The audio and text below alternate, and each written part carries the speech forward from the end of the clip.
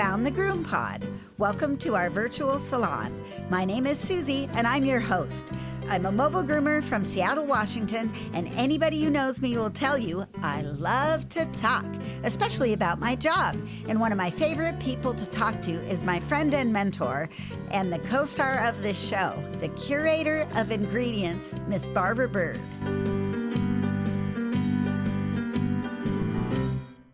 And playing the part of Barbara Bird today is our field reporter, on-the-spot journalist, and good friend, Dana Chavez-Rey. Hi, Dana.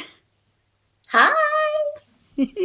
And we're doing a video, so if you guys are getting the audio version of this, you can actually watch us in our fancy ears on YouTube, at my YouTube channel. So this podcast is brought to you by our kind sponsors. Oh, this is episode, I should probably say that first. Let's go up here. See, I moved my thing and now I can't do it.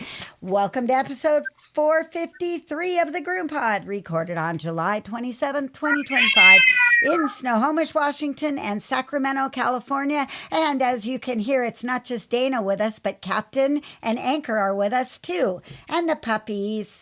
So this podcast is brought to you by our kind sponsors, Show Season, Best Shot, Precision Sharp, Groomore, and Stasco. And if you guys would like to tip your podcasters or support Barbara's adventures, you can do so by going to the website, thegroompod.com, and clicking on the donation button. That money goes directly to Barbara. Or you can join us on Patreon to support the show. This week, we're talking about grooming show tips, how to make the best of your time at the grooming shows. What's new this week is brought to you by Groomore software. If you haven't found Groomore, you're missing out. Groomore is an all-in-one software solution for your grooming business. Whether you are a solo mobile groomer or manage several shops, Groomore has everything you need. 24-hour online booking and forms, routing, credit card processing, reminders, Google Calendar and QuickBooks integration, and so much more. And the best customer service anywhere. Shop mobile or house call, Groomore has you covered. And they're giving us a free month. Just enter GroomPod22 in the coupon code. So I think I'm going to just tell you a story about my cat grooming yesterday for fun. Because I have a cat expert on here, why not, right? Why not? Okay, so I've been doing this cat once a year for probably 6 or 7 years. And I do a comb cut on her. She's really fairly easy, but as she's getting older, she's getting a little bit less tolerant than she used to be. As a result, we had a wiggly nail trim 2 years ago, and I had a bleeder. Oh, no. Yeah, I had a bleeder. And oftentimes owners think that the cat's going to bleed out or something. I don't know what they're thinking, but they were really horribly alarmed at the nail trim that had the bleeding in it. So last year they said, we just got her nails done at the vet. You don't need to do her nails. So I did the haircut and I didn't check the nails. I didn't do the nails, but I didn't see anything unusual. I had no reason to expect that these people would misrepresent themselves. But when they called this year, again, they said, now remember, don't do her nails. So I groomed the cat, did the clipper cut, and I was getting to the back end of the cat, and I picked up her middle, and I saw these gigantic nails that had not been groomed in at least 6 months, if not longer. So, Dana, they flat out lied to me. They lied to me about having the nails just done at the vet. They totally lied, which put me at risk. And now, after all these years, I kind of want to fire them. because I feel cheated. So instead what I did, I didn't fire them, but I confronted them about the nails not having been done. I said, you know, these nails were not done on Izzy. And for me, that's a very dangerous way to be. And so the minute I saw that the nails hadn't been done and knowing that Daniel doesn't want me to do them, I had to stop the groom because I wasn't going to go up underneath the front of the cat and be at risk from those gigantic back nails ripping up my forearm. I just didn't want to do it. So she's like, oh, no problem, no problem. Sorry about that. But it was an insincere sorry about that. I know she knew they didn't do the nails. It was a hush. It was to appease you. The Yeah. apology was I agree 100% for show. Um, My and we've options, if I'd have looked at the beginning of the groom, I would have just done the nails and they could have dealt with that instead of me being at risk for the whole groom thinking the nails. It was my fault. I admit it. I didn't look. I should have looked right off the bat. But the cat usually is not a problem. So I didn't look. Do you think I should fire them or should I give them a chance to do next year's better?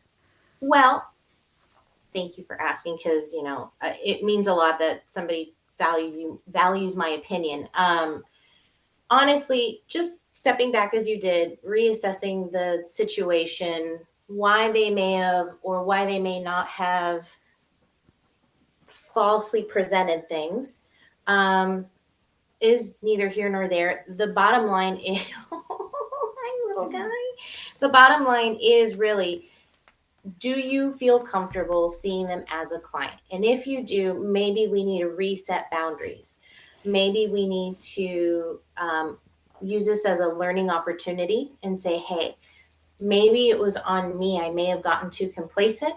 Maybe I need to reinstill my point inspection check in process, even though they're existing clients. And that's actually what one of our classes, Grooming for Success, covers is before even starting, what am I looking in this cat?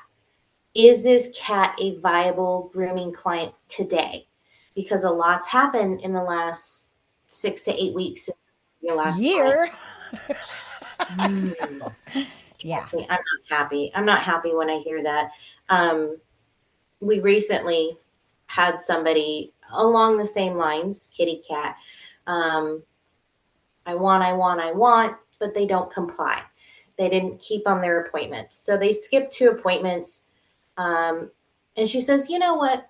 I'm going to try the grooming myself. And I'm like, I've met your cat. Your cat is not for a brand new groomer. Your cat is not for an unexperienced person, but it's the owner. Go ahead. She's like, I'm just going to purchase my own. So smarty pants I am. I went ahead and sent her a link on discount codes and she hit the roof when she saw how much professional equipment cost. And then messaged me about a week later saying she rather not try to continue this haircut because she would like it to look like a professional did it. Well, that's an interesting way to put it. Sure, she didn't even try. By the time I did get to see the cat is very fractious.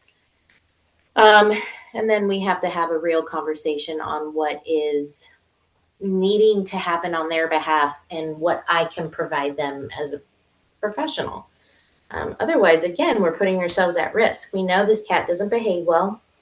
We know this cat hasn't been having her nails trimmed in a year. Um, these are things at risk. These are things, and I don't have a problem. If I was in your shoes and I look at my notes, I haven't seen them in here. Hey, Mr. and Mrs. Smith, it looks like my records indicate we haven't seen you in about a year. Has she been seen somewhere else in between? Yes or no? Great. Fantastic. If they have. If they haven't, we're definitely adjusting your price for today. Yeah, I did do that. I Good. absolutely did that. The price went up because I was mad about the lie. I try not to. Barbara always says, don't take it personally. But I took it personally, yeah, even though I realized the reason for the lie is that they do care about me and they don't want to appear lame after telling me they got their. And last year they did get the nails.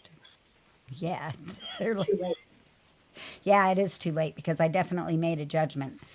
Uh, I can't trust them again. I will always inspect the cat, just like you said. I think I'm going to keep him for another year because the cat is not tangly. I'm not even sure why they want the hair off, but it's a pretty easy $100 for me to just go over there and take the hair off the cat.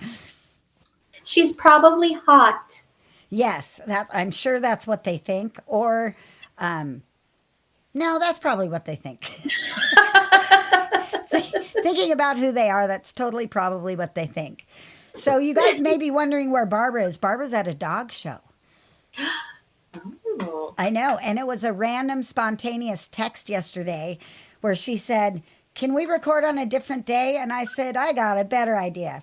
I'll see if Dana's available. So I'm so Aww. grateful. I want to very publicly thank you. You are a fantastic co-host. I love having you on. This is one of the very first shows where I've had someone playing Barbara's part, but we kept to the traditional outline of the show. So I Cool. think it's going to be really fun. You don't have to stay in your specialty.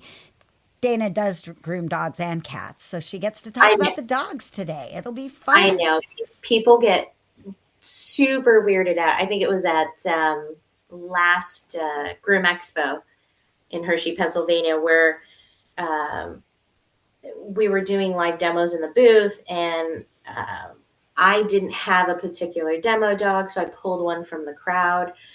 Happened to be a Pomeranian that they wanted in a lion's cut, and so my friends walking by did did a double take. You're like, that's not even a cat, and I go, but it is in a lion cut. So, Yeah, definitely. Oh, yeah. So, once again, just very public. Thank you for coming on the show. I All right. Well, appreciate it. let's get into our first appointment. But first, let's hear from our sponsors.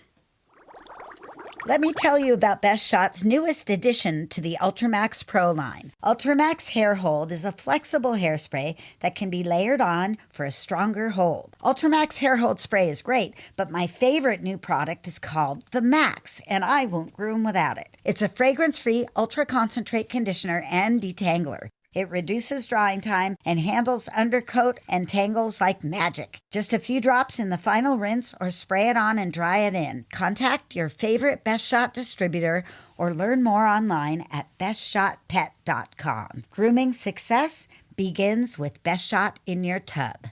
Made from the best stuff on earth.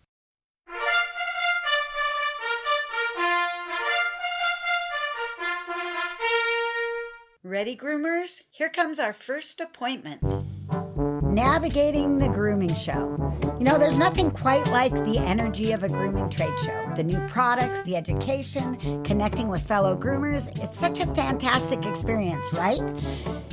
But sometimes, with so much going on, it can feel a little overwhelming to figure out how to make the most of your time and your investment. That's exactly what we're tackling today. I'm so excited to have Dana Chavez-Rey, an anchor and captain, joining me to share their insights on how to really get the most out of every grooming trade show you attend. Get ready to take notes because this is going to be a game changer. Dana travels to so many shows. Sometimes she drives, sometimes she flies, but way more than I do. So I thought this would be a really fun topic. And we're going to start out with, how do you pick the show that you want to go to? Oof, okay. Well, I I do it to myself. Um, Starting in November is when I plan out what shows I'd like to attend. And then I usually submit that schedule to the show organizers through Barkley Productions or World Pet Associations or US Pet Pro Classic. I'll submit my updated list of classes and I basically tell them I'm available these dates. If you'd like to use me, let me know. If not, I completely understand. But not always do I get, as you guys may have recently noticed, not always do I get chosen for all of the shows. And we can assume I have no control whether or not I get to be asked as a guest, because that's really all it is. I do not work for these companies. I get invited on to speak on my niche, and they allow me that platform. I think that's pretty cool. And as a groomer who's just going for the education part, I always think location is a pretty big deal. Like, if it's hard to get from the airport to the show, that's a deterrent for me because I want to make the most of my time. And I think each of the shows has a different feeling. And I think that here's Huckleberry saying hello to everybody. Boy, I need to clean my lens off a little bit. There's Huckleberry. Do you want to go down? Off you go. That the feeling of the show, like, I like the feeling of Atlanta Pet Fair. I mean, groomed. I can have a hard time with that name, groomed. I like the feeling of that show. It's a fun show. I don't love the location of the venue, but Fair It's enough. okay, right? It's a decent venue. It's a nice show. The people are friendly. It gets a lot of attendance. Whereas, for instance, our Pacific Northwest show is inconveniently scheduled between a couple of East Coast shows. And some of the vendors, it's very expensive to pack up all your stuff and fly to the Northwest, unpack for 2 or 3 days, pack it back up, and then immediately head back to the East Coast and unpack your stuff at another show. So that show has a little bit different feeling than a show like Atlanta Pet Fair. And the other draw for me is I look for something I want to learn about. I look for speakers I like. I look for programs I like. And in the case of the US Pet Pro Classic this year, it was all about behavior. And if there'd have been a class or a show that I would have loved to have gone to, it would have been that one because of all the behavior classes. So there's always like little differences between them all. So I said my one of my favorite is Atlanta Pet Fair, formerly Atlanta Pet Fair, currently Groomed. I've also been a lot of times to Groom Expo and then the Northwest Show. Groom Expo is a really decent show. I will be the first to admit it's well attended. Everybody comes out for it. It's one of the two primary shows for Barkley. They pay a lot of attention to it, whereas they don't pay a lot of attention to our Northwest show. So I would choose, if I was going to travel, I would choose Groom Expo rather than traveling to the Northwest. However, you can't beat our location. It's beautiful downtown Tacoma in a fantastic art filled hotel room with lots of convention areas. So I do like that. Do you have a favorite show? Top two are for very different reasons. So I love Groom Expo.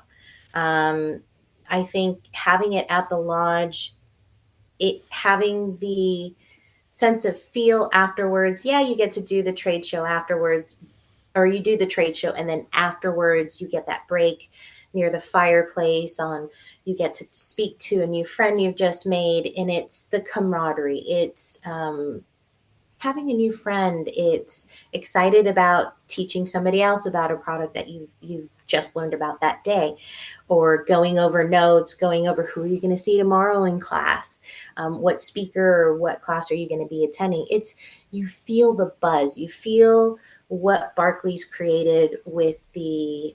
I guess it's like our Oscars at the end of the year with your dinner and honors award. It's just it sets itself apart from other shows throughout the year. And then my second favorite is for complete opposite reasons. I love Super Zoo. I love because it's local-ish to me, so I can still drive there with my entire family.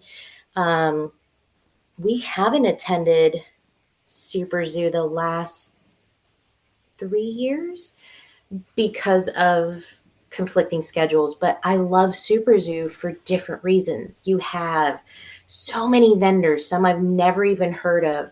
They have an entire section of brand new up and coming products that are going to be launched.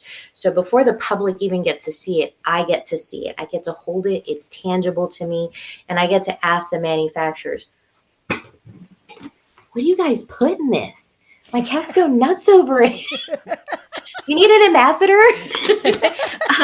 But I get to speak to people and their thought process. I get to learn more about the company, which I love.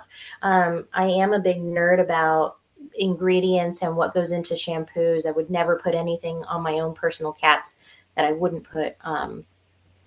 Rewind that. I wouldn't put on my clients' cats that I wouldn't put on my own personal cats. So I'd like to know more about the company, and Super Zoo's a way to go. So whenever we talk about shows like that, they're big. They're big in the sense there's a high volume of attendance. They're big in the sense you can get lost because Super there's Zoo, especially. It's multi. massive.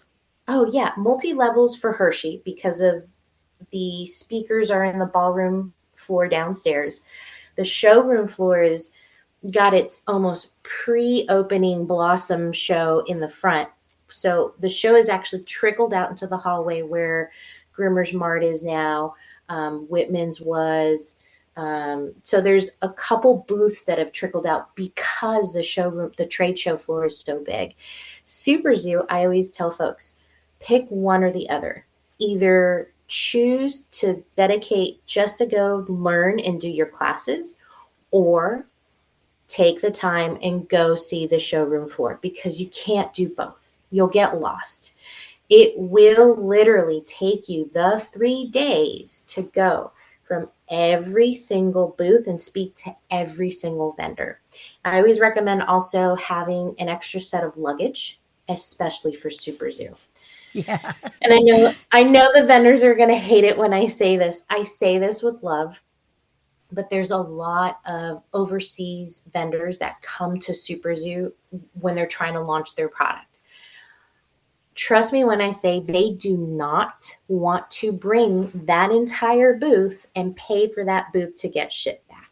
So if the show ends at 3 o'clock, at 2:59, you better show up to the booth that you love the most and ask them, is there anything that you don't want to bring back? And watch. What a great tip. Oh my My mom's God. loved that tip since I think like 1998. That is She very has gone clever. with the cart and literally shampoos, treats, food, leashes. A good friend of mine that runs Howl's Rescue in Brooklyn, she got an entire booth donated to her rescue, which I thought, yeah, was absolutely phenomenal, right? That's so So she cool. did her networking thing and they thought it was a wonderful cause. She rented a U-Haul, put all of that stuff in it. It was an entire booth, Susie. That's amazing. And so she's like, I love Super Zoo. I'm going every year. And it's not about free stuff. Again, you have competition for groomers, you have classes going on. Sometimes they have big celebrities in the booth. I got to meet Jose Canseco once. One of the Shark Tank members from the show was also there. Dr. Becker was also there giving her holistic remedies and recommendations. Dr. Pohl. So all kinds of different celebrities that they're tangible. I can actually speak to them. I saw the That's parolees and pit bulls guy. right. Yeah. She was Also, there.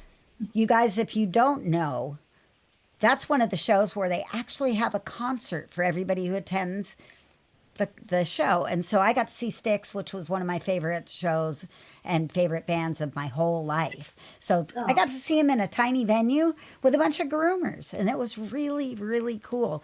I will say, I hate Super Zoo. I hate it for many, many reasons. oh, Primarily because there was so much non-grooming stuff there. So for a first show, which it wasn't my first show, I'll say that. But if it was my first show, I would have been so overwhelmed by the stimulation in that trade show room, by all of the Purinas and the Iams and the gigantic vendors that came in with all kinds of pet store stuff, that I didn't get to focus on the grooming stuff, which was a huge distraction to me. The bad part also was that the location of the trade show versus the location of the classroom is really far apart. So yeah. if you're teaching, which we were teaching, if you're in there teaching and then you want to go to the trade show and then you realize your class is coming up, you are so far away. You could be 15 minutes late to your own class if you're not watching your time, which means that if you're shopping and trying to learn, just like you said, you should probably pick one or the other at that particular show, or choose a smaller show. Now, smaller shows have an advantage as well because you really get up close and personal to the grooming celebrities, the people that we learn from online, the people who put content out. You can get up to them and talk to them. Plus, there's still some vendors at some of the small shows. I would call the Northwest Grooming Show a small show. I would call, like, there's small, medium, and oh my God, right? Super Zoo's oh my God. Groomed is a large show. Groom Expo West is a large show. Groom Expo is an oh my God show. It's really big. It's focused on grooming. I could never do it because if I'm that close to an amusement park, Nothing will stick in my head. I will be thinking about how I can get over there and ride the rides, and I would not pay Susie, any attention to the grooming stuff. It would be really, really seriously? bad. It's dead serious. Las If I, Vegas is a giant amusement park. not And for me, I want rides. I want rides and attractions. There's nothing there's there anymore. there's They're all rides. closed. Not There's really. rides at the end or at the top of some buildings that will shoot you right off. I would never ride those. They're not maintained. They're horrible. I have to be in permanent parks like Hershey. Hershey is a park that I want to go to so badly, but at the time that the show, the Groom Expo is, Hershey's only open during the weekends, which really screws me up. So I've just never gone for that reason. I know it's a stupid reason. And well, how dumb is mine? I've gone the last 7 years in a row, and I've yet to step foot in the park. And I get free tickets every year. Free tickets? I get free tickets every time you register. They'll give you park tickets, or they'll work something out if you stay at the lodge. You get your full bar of chocolate, your room key, and tickets. Are you kidding me?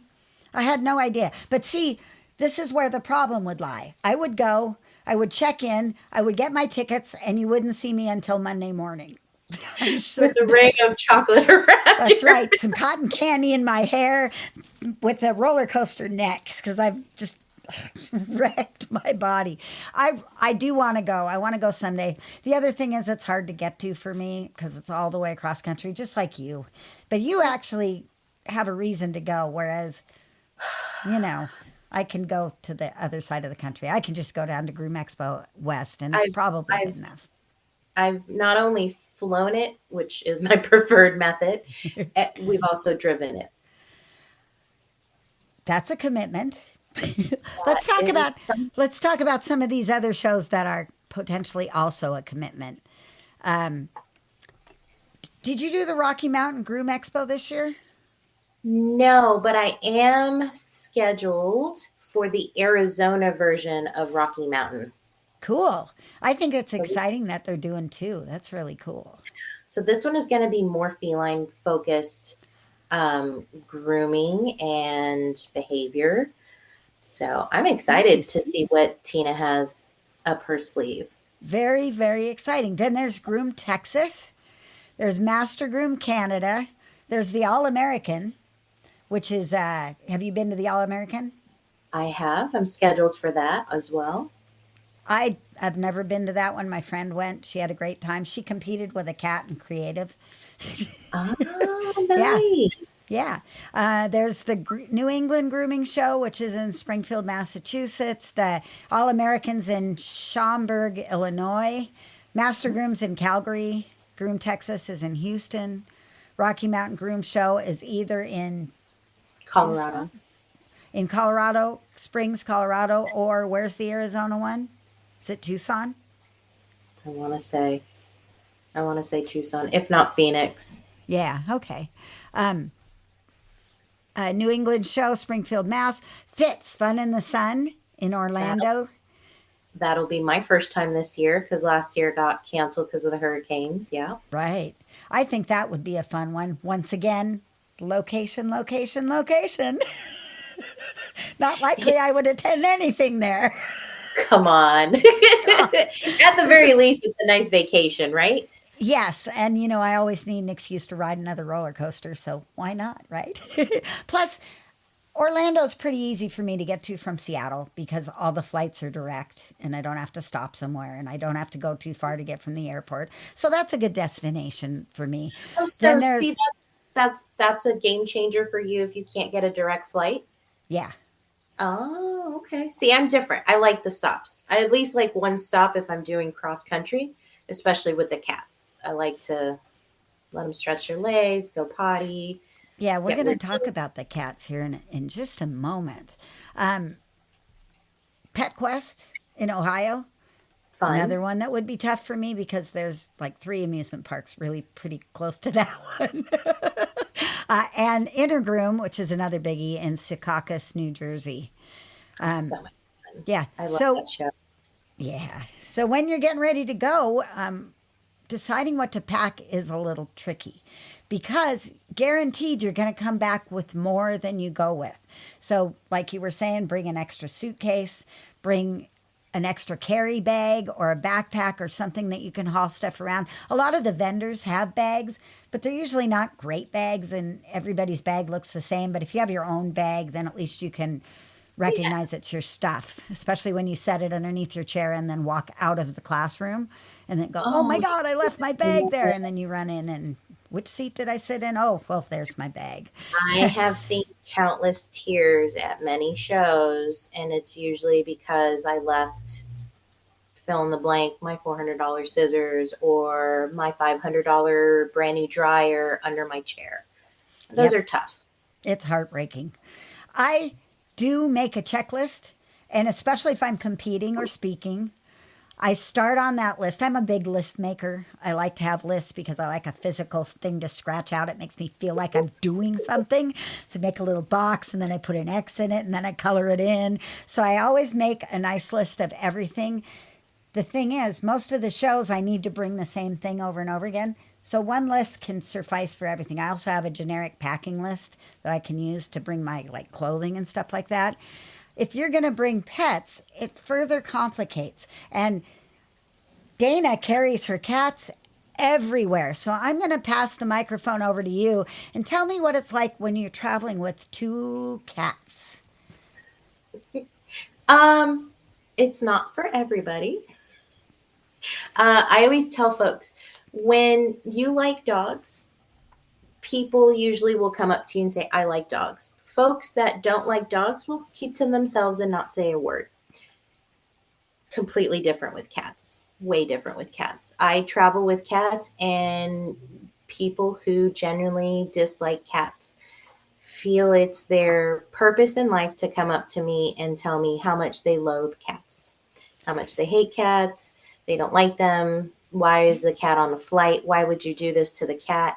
And I smile and I said, because it's my job. Because Yes. I get contracted by different companies or shows to teach other people how to comfortably groom cats. So, packing. Check that out. Whew. That's a lot of So, stuff. this is for everybody. This is for two cats, two adults, and two dogs under 10 pounds. This white Utsumi bag is just for me. That's all I would take if it was just me traveling somewhere for 3 days. That's all I need. That other monstrosity is for if we're going on a road trip. I need, if you want, we'll start from this end, which is a collapsible carrier. I absolutely love it. I saw a lot of people at the cat show circuit have these. It's collapsible. Oh, look at that. It's a double. This splits so they can have a partition. This opens, this opens, this opens, that is open. It comes with a hammock, but my cats are a little robust, so the hammock doesn't work for them because the whole thing will collapse. I grab a very small Tupperware box. Their litter goes in it. It gets pushed in the back. Their food and water goes up in the front. So they have plenty of room. This goes in the car. Okay. Otherwise, this I take to shows to allow my cats a little time off. They have their own little potty. I don't have to run them back and forth anywhere. And as you can see, they're super comfortable in it. This collapsible kennel is for both the dogs, which is Why the cat is in there. or a very sleepy white cat. I am not a big fan of having things loose in the car. I was several years. It's just not safe. I don't see fit trying to drive and have the dog in your arms. You get into an accident, that dog's going to go right through the windshield. Or if your dogs are loose in the back and you have an accident, those dogs are going to go flying. And now they're projectile objects that are, anyhow, I don't want to get too morbid. Yeah. Then we have strollers, because depending on what shows we go to, it's like you said, a far distance between the showroom floor and the classes And the or hotel. Whew. the hotel. Oh my gosh. Also, the climate. Super Zoo is in Las Vegas. It's desert. It's very, very, very hot. So, two strollers. If it is just one of the cats at one of the shows, this is usually what you see. Is me in this stroller. And that's usually just the one cat because only one cat fits in it. I usually bring straps because this is a check-in. You have to check this in. Yes, I do have to pay for it.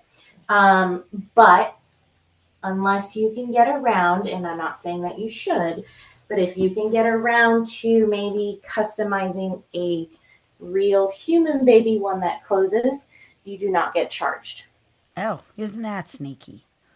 But I normally have these straps. Let's say I run out of room and I have a huge blanket, which I usually travel with big blankets with the cats. Then I just strap all this down.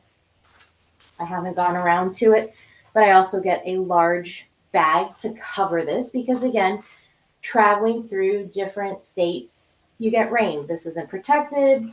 Now all my stuff is damaged. So there's that.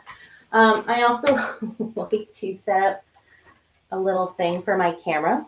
So we like to record funny looks, inappropriate comments, people doing a double take when they realize there's a cat in the stroller. GroomPod videos. Yeah. Really And cool. then our really large kennel. So if we're taking the entire family, both dogs go in the small kennel. If we're at the show and it's local, you're going to see me with this thing. So this is the large stroller, which is great because if you're going in and out of the hotel and you have all this stuff you need to pack up, I normally grab the collapsible kennel, put it here, and then put my bags on top. Otherwise, Wow, that's pretty neat. we use it as a... Wow. And I love it because it is pretty low to the ground. I don't have to pick anyone up. Dogs jump in, dogs jump out. If I'm using it for the cats, I always top load. Yeah. Really nice. Yeah, thanks. So how often do you fly? How often do you drive? I usually fly every 3 weeks. The shows that we drive to are, let's see, Groom Expo, Tacoma, I guess Arizona, Teton is in Utah. Those would be the ones that I feel comfortable.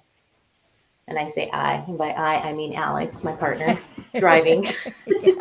I don't drive. Driving is overrated these days, although I do love it. Yeah, You don't get any points. it's true. You don't get points if you do bad things. It's true. If you run somebody over, there's a few points, but who wants to do that? Who wants to be locked up? I mean, come on.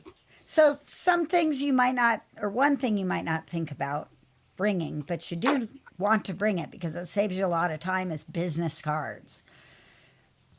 If you don't bring a stack of business cards, you will be writing things on raffles and everywhere else on everything you buy. You'll have to hand them or hand write your stuff on there. Yeah, good tip. That's a great tip. But I'm lazy and I don't like carrying stuff around. So I have a digital card. Oh, It looks like this. It has a QR code on the back. I put my little sticker on it. I grab my phone. I hover, and the NFS should shoot over to that phone. All of my personal information comes up, and either my client or an attendee can follow me Facebook, Instagram, whatever social media channels I offer, and you can lay it dormant or have it live. So during the work week, and I'm Groomer Dana, I just set it to my phone number and the website. If I'm teaching, I guess I would still be the same Groomer Dana. Cat Groomer Dana. I flip on all the social media so they can follow the cats, they can follow me, YouTube, everything. Where So do it's a you little get bit that? different. You can go to Popple Card, and if you want, I'll send you a link. And I think I even have like a discount code you guys can use. Cool. That's But really smart. they make bracelets because really, when you hand over a card to a potential client, what are they going to do? I Yeah. lost it. And now you're investing more if you make a magnet. And now you're just holding up people's crap on their fridge. Now, I want something that you're going to store in your phone that you're going to follow me and you're going to know, oh, okay, this is a person. Otherwise, if you just have the business cards, I normally recommend if it's something important, put it in your sleeve. We Yes. don't lose these. Ever. So if you make a friend, put it on the back of your badge or put their business card in the back of their badge. So you guys will know, and I'm giving away all my secrets. If I took your business card away in my badge, you're someone important. I You're want to keep it in. with you. If you see me just shove it in my pocket or shove it somewhere else. I'm going to remember that. So I have heard over the years of people who have gotten their credit cards skimmed in the trade show floors. So I recommend bringing a protective case or sleeve to cover your credit card when you're walking around the trade show floor. You don't even know when it happens. So 4 years ago, no, because it was pre 2020. The Black Hat Convention was going on at the same time Super Zoo was going on. And We were there. I was there for that. Yeah, okay. for those of you who are not familiar with that, they're gamers. They're gamers, they're computer analysts. They're Hackers. the all that encompasses hacking, and oh my gosh, so many people intermingled and intermixed, and those people were allowed into our show. And yeah, a lot of theft happened that show. So I think it's really important that you have some type of protective sleeve, or if you can um, put your information on your phone and just to where it's tap, or good old fashioned cash. Cash is good. Nobody can steal your identity with cash. That's right. But you never know how much you're going to buy. So sometimes you get in there and you see this really neat dryer and it's $300, $400 and you brought a couple $100 in cash and you've already spent that on those scissors anyway. Yeah, you want to have your stuff protected because that kind of stuff does happen. Another thing you might not think about is a notebook. In the old days, when you'd sign up for a grooming show and you come in to register, they'd give you a notebook and a pen. They don't do that anymore. At least I haven't seen anybody do it for a long time. And it's good to get the handouts from the people who are teaching if they print out a handout and give it to you. But oftentimes there's so much more information you want to take note of. And if you don't have a place to write it, you're stuck trying to tap things into your phone or whatever. I find a pad of paper is often quicker than trying to get notes on my phone. Sometimes some people are fast on their phone. I Um, think I think the shows are trying to reduce the amount of waste and try to digitalize everything. Um, I've noticed that, gosh, 8 years I've been teaching, like for these shows, and it's always, can I have a copy of the presentation? Can I have a copy of the PowerPoint presentation? Do you have handouts? I think have maybe been asked twice, but it's a matter of things are changing. We got to go with the time, so everything's digitalized. Yeah, and they're But not going to put that back in the box. We're not going backwards. So get used to yeah, using your phone, but if you want, bring a pad of paper and a pen. I will say this: there are some speakers that do not allow videoing. So Right. keep in mind, if you are going to take pictures or if you're going to take video, please ask the speaker. I don't care. I'll take pictures with you. I give you my all my personal information anyway, so I'm fine with that. But I know there are speakers that's their content. They're trying to protect their content and the integrity of it when they put it out. So I I respect understand. that. Yeah, Hmm. I respect that. Absolutely. So every show prints a program or sends one digitally these days. I think that you need to review that before you ever go to the show and make a list of the things that are a priority for you. It's Oh, for sure. easy to get distracted, especially for me. I I was always the kid who had written on their report card, cannot refrain from disturbing others, which means that I'm talking to every single person in every single booth. People that don't have people at their booths, I'll talk to them just because they don't have someone at their booth. So I'm Aw. always out there talking and chatting. I have to set an alarm so that I don't miss classes. Ones I'm teaching, ones I'm taking. That's where phones are really handy, and I appreciate the ability to just set an alarm so that I can show up on time. One of my favorite things about trade shows is the networking, is going out to meet people, and I like to pre-plan some of my networking. So I'll find out if any of my friends are going to the show and in real life or online, and make arrangements to meet them for lunch or dinner or to go to classes together or shop together, because it's a great opportunity to meet the people you see on our groups every day but haven't gotten to meet in person. So set yourself up for some fun that way and meet those online friends and go with a friend. I like to travel with a friend sometimes. I have a close friend, Nice. Brandy. I also like going alone so that I can talk to 8 million people without somebody standing there going, "Are we going to eat? I'm ready to Happy eat." foot. Yep. that that's actually why I normally have somebody helping me or assisting me because I can't keep time to save my life. I have physically had my assistants grab me and they go, "Thank you very much. We have to get her to class now." And I'm like, Oops. "Rude, not rude. It I doesn't have matter. I have It's to your get this." job. Yeah. And especially with carrying all that stuff, it's really good. And you guys who are competing, you want to bring ringside help. Yeah. Really want to bring ringside help. There's nothing worse than being at the table in the ring and realizing you left your hairspray somewhere or your comb, heaven forbid, or one of your most essential pairs of shears still up in the room. If you've got somebody that can run up there and grab them, you might save your whole competition that way. In a lot of that, we have to remember keeping the anxiety level down, keeping the stress level down. You're working with live animals, you have to keep the same tone as you would in your salon that you would in the competition ring. Because that dog's going to sense, oh my God, what's wrong with you? Again, why do you smell so weird? Why are you so stressed out?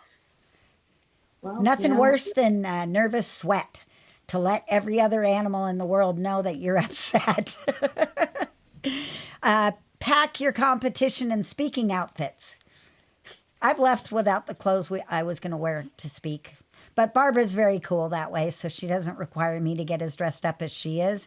She gets dressed up. She looks nice for her speaking. aw, I'm just me. You know, you take me with my t-shirts or not. Yeah. So let's see what else. Oh, and if you're competing, start that grooming list of tools early. Like as you're working on your regular work dogs, write stuff down. I love that tale. Get your stuff written down so that when you're packing, you don't have to think about all the stuff. You've already written a list, you've got it copied down, you've groomed a bunch of dogs with that list set beside you. Of course, I'm organized that way. Like Barbara would never do that. Barbara is finishing her program as she's getting off the plane to get in the hotel room. That's just how she rolls. But for me, I like to plan. I had a great conversation with Victor, which is also part of the Tsumi team, about how funny in particular we are about things that we use in our everyday grooming lives versus things we use at shows or things we use when we're competing. And we both said the same thing. Our nice, expensive, quality scissors are usually only for shows. Not to say that crazy. our clients don't deserve it, but we're fickle little creatures like that. So I'm not shaming anybody who has their own set of equipment just for shows. Some of this stuff I haven't even unpacked because it's always in use just for shows. It's always in use just when I travel. My own deodorant, my own toothbrush. These are all things I use so often. I have a travel set of that already. I do too. These guys, their bowls, certain mats, certain blankets, they know are just for shows. That's funny. I laugh about the scissor thing because I used to do that. I used to have a special pair that I didn't use. Now I'm using everything. I just use it. I'm like, why am I grooming with these shit scissors? Excuse my language, but this is stupid. I have much better scissors. But I can absolutely respect someone who wants their competition shears to be absolutely sharp. I mean, as sharp as they can possibly be so you get the finest finish you can get. So in that respect, I get it. You want to keep those separate. But for me, why am I spending $350 on a pair of shears and not using them every day? So I do. I do. One of the great things about going to grooming shows is the fact that you get to try scissors on your hands. It's priceless.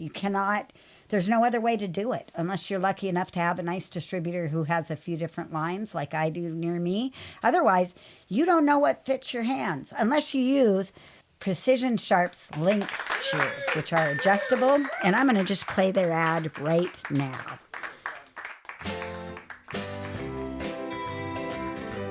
The GroomPod and Precision Sharp would like to invite you to check out the newest precise cut shear called Lynx. Its patented design features a thumb ring that slides the length of the handle for perfect ergonomic placement of your thumb. Slide it, lock it into place, and get your best grooms on. Check it out at precisionsharp.com. Show season has a great enzymatic cleaner called Kennel Fresh. And you dilute it with warm water and it smells good, and then it evaporates to be a deodorant. As the Kennel Fresh dries, it's enzymatic, it eats the bacteria and the odor source. So it's really good stuff. You can use it indoors or out. Find it at your local distributors or showseasongrooming.com. Since you are super experienced at flying with the cats, can you give any tips for actually the airplane travel for people? Okay. So mine was by trial and error because, as you know, traveling with a dog is night and day. The DOT, Department of Transportation, does not recognize cats, felines, to be a service anything. So yes, you can get your dog trained and become a service animal. You can get your pony, peacock, whatever. You cannot, because cats are considered to be too independent of thinkers. I don't know if they've ever met a pony before, but whatever. Right.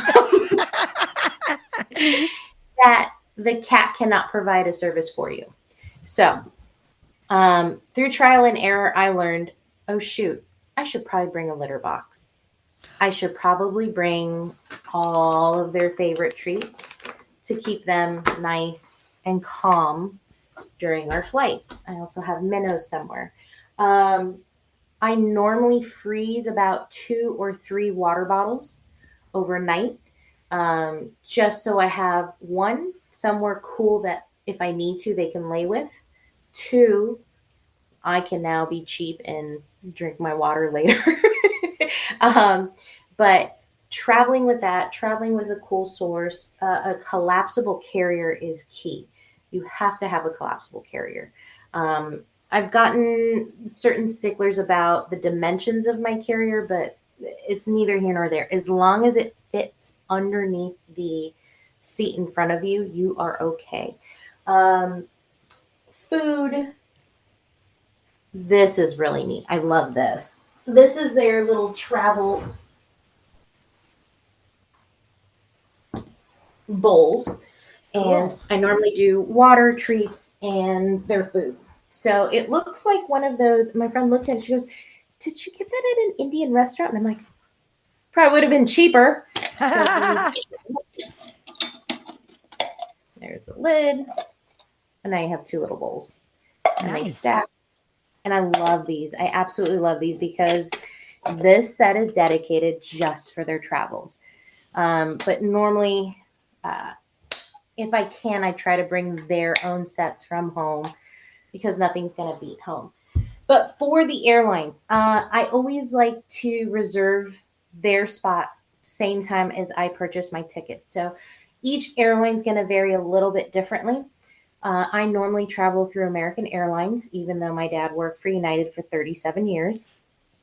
Um, just because of the service and just because of the treatment I've always had when I'm traveling with my animals. Um, and that's just personal preference. So I reserve their spot because certain airlines only allow a certain amount of animals per flight. So American Airlines, Sometimes too. ah, I know American Airlines only allows 3. Alaska's too. Shoot. Yeah. Yep. Get your reservations on there. Otherwise, if you show up with a pet and you don't have your reservations and it is full with the capacity of animals, you will be asked to catch a later flight. Yep. Same with their size. Same with their size. They have to, certain airlines require that they be able to stand and turn. American Airlines have been a little bit more lax with their policies, and they just as long as the carrier fits under the seat and they're under 20 pounds, which my big boy is just at 18. Ugh. So do you time their feeding before you get on the flight? Like with the dogs, I always tell people, please don't feed your dog the morning that you're flying. Just Oh, save come it for on. later. Well, I've I have seen myself a dog with diarrhea in an airport where the person is just walking through the airport and leaving a trail behind them as they're trying to get to the potty spot. They never called anybody. I mean, that's kind of gross. Yeah, it is. So Um, I would hate that if it were me. I don't want that to happen. So I'm going to time out the feeding so that I feed them when they get to the hotel room and I feed them the evening before. Because you've worked at a vet, they're not going to pass out. so exactly. The content the content on my cats is pretty robust. They can survive, I would say, a few days without a meal. If anything, the treats are more to pacify if they get Yeah. vocal or if they get upset, which is super rare. Um, there, this is what a freak I am. I know when they go potty, so I Oh, have an idea I when get it. they're helping. They're helping the I cat, love it. crashing in the background. Um, so I know he normally goes potty 11 a.m. number 2. I know Anchor goes potty usually around 8 o'clock at night. So depending on the flight, I don't like disrupting their feeding time. It is a great suggestion for dogs. For For dogs. kitty cats, because of their high metabolism, I want to keep their schedule as close to possible. My main thing for them is hydration. So Oh, that's yeah. why I usually bring the Cheroos because it's predominantly water, anyways. So as long as I keep them hydrated, I'm happy with it. Like I said, I normally bring the litter box with me. So litter box usually goes in this bag. My chapstick, my earphones, stuff that I would need immediately for the flight come in this bag with me. But if he cries or calls a certain way, I know that means bathroom. So I take him, I take my other bag, we go to the lavatory, we pull down the baby changing table. And trust me, I've had plenty flight attendants ask if they can watch. They legit think I'm going to put the cat on the toilet and he's going to flush the toilet. I'm like, no. You guys have watched way too many Meet the Fockers. So Yep. I bring the changing table down, I put the litter box down, and it's almost immediate. He knows as soon as he hits the litter, boop, boop, boop, he's done. Let him stretch his legs out a little bit, reward him, put him back in his box or in his carrier, and back we go. What do you do with the litter? I usually bring like a Ziploc bag, lots of Ziploc bags, and Yeah, gloves. Those are pretty. gloves. Oh. Yep. Always latex gloves. I mean, my Yep. friends make fun of me because I will go to all you can eat crab with those same gloves. I get it. So the last thing I want to say about going to a grooming show is really important, and that's make a shopping list, because nothing is worse than going to a show with the idea that you're going to get a dryer or a special pair of shears, or you're looking for some shampoo, and you go and you're on the plane headed home and you realize you never did buy that smock or whatever it is you really desperately wanted to get. Once again, I'm a list person, so lists are very helpful, but also you can ask to have stuff shipped. Sometimes they'll drop ship it from the factory and they don't even have to bring the stuff out, especially if you let them know in advance. Oftentimes these vendors will run show specials that you can call and get if you know the right words to say. Like, hey, I know I missed this. I missed you at the booth, but can I get? And oftentimes they will drop ship you something. So, yeah. Anything else you might want to add about going to a groom show that you would want somebody who's just starting out to know? Oh, yeah, Band-Aids. Vet wrap. Vet wrap. Oh, biofreeze. Those are, yeah, very important. Yeah. Just because we're not a newer edition groomer, I always joke around because I'm a late 1900 model, that my body is of an 87-year-old woman in groomer years. Yeah. So bring Band-Aids, bring some type of first aid kit, not only for you, but for your pets. Again, like I mentioned, Vegas is very hot. Bring booties. Even if you're not planning on using them, bring booties, bring a cooling pad, freeze water overnight. Some of the kids, what I do is I'll grab their Tupperware, I'll freeze water, and then on top I'll put their water for travel, so they'll lick it, not spill it, not make a mess of it. The biofreeze, oh my God, the biofreeze is amazing for your feet when they feel like they're on fire after working and putting in 10,000 steps and you don't realize it. Standing and grooming versus a trade show, it's like a full day's work. It is a full workout. You're excited, emotions are going, you get a little sweaty, you're now dehydrated, you're on your feet more than usual. Biofreeze or KT tape. Go ahead and put that on your back, or on your lower back, on your feet. It's just to help. It's not going to get rid of anything, but certainly help you to maximize your shopping and show experience. Yeah. Don't forget appropriate shoes. Oh my God. Do not go there cute. Do not go in your stiletto, platform, red bottom, whatever you ladies or gents want to call them. Wear the comfortable shoes. Please, please, please. Wear the comfortable shoes. You're shopping. Nobody's judging on what you're wearing. No, they're not even looking down there. Unless you have a cat with you in a stroller, because then they might be looking at your feet. Maybe. Well, this has been so much fun. I cannot tell you, I know I said it before, but I'm so grateful that you would come on. It's so much fun to just spend time with you. I really appreciate your teaching style. One of my complaints always is that people need to take an improv class. I was thinking, maybe I should offer to teach an improv class at grooming seminars for speakers, because it would really help the speakers interact and be able to deal with audience and to be more entertaining. I really think that speaking at a grooming seminar, you need to be entertaining on top of educational. And I feel that you are that. Oh, thanks. That's a really tough balance.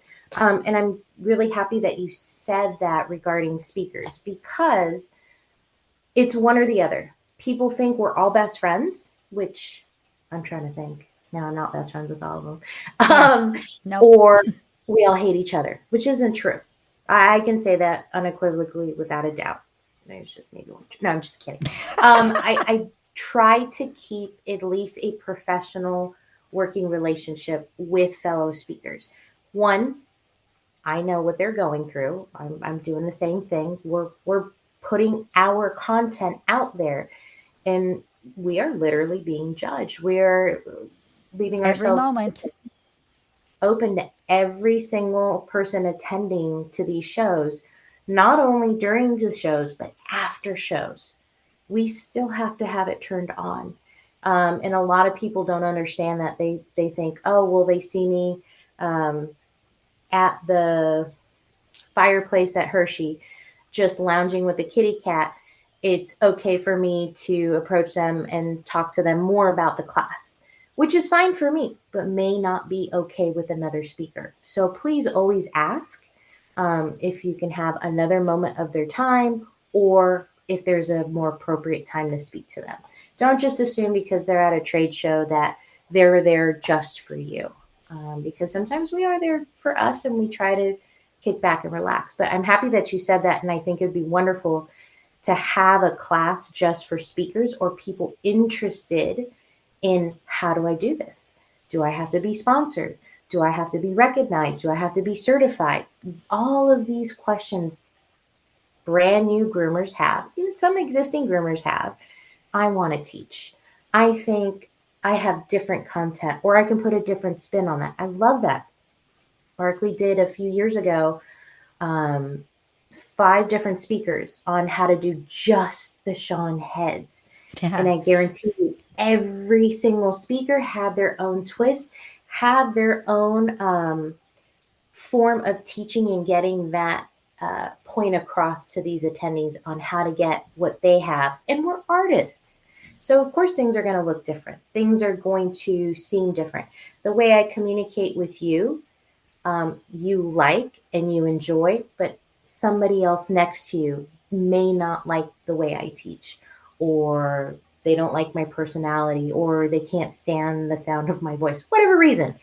But it's just, we have to learn, and we have to not be so critical of ourselves also.